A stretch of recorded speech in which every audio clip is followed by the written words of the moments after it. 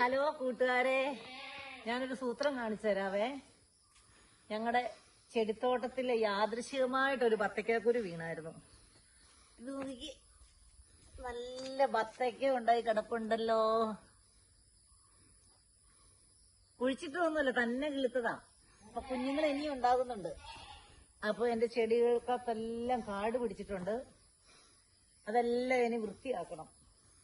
ഇതെല്ലാം കുഴിച്ചിടാതെ വന്ന ചെടികളാ.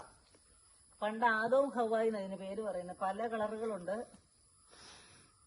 ഒത്തിരി കളറുണ്ട് ഇതിനകത്ത്, അങ്ങ് വരെയുണ്ട്.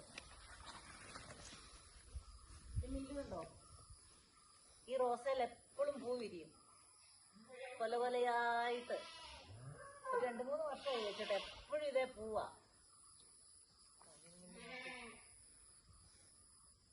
അതെ, അവിടെ എല്ലാം നല്ല ചെടികള്.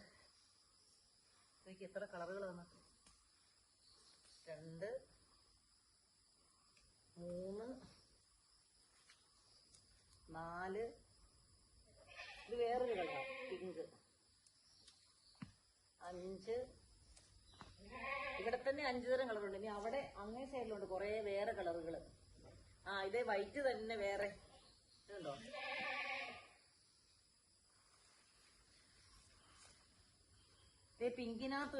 ഇതിനകത്ത് പിങ്കിന്റെ നടുക്കില്ല, പക്ഷെ ഇത് പിങ്കിന്റെ നടുക്കുണ്ട്. അപ്പൊ കൊറേ പൂക്കളും ഒക്കെ ആയിട്ട് ഇങ്ങനെ തോട്ടം നിറഞ്ഞു നിൽക്കുകയാണ്. നമുക്കിതിന് വൃത്തിയാക്കി എടുക്കണം. മഴ പെയ്തുകൊണ്ട് കുറെ കാടുകളുണ്ട്, കുറെ ചെടികളുണ്ട്. എല്ലാം നമുക്ക് അടിപൊളിയാക്കിയിട്ട് സംരക്ഷിക്കണം. അപ്പൊ ഇന്നത്തെ വീഡിയോ ഇത്രയേ ഉള്ളൂ. ഹായ്.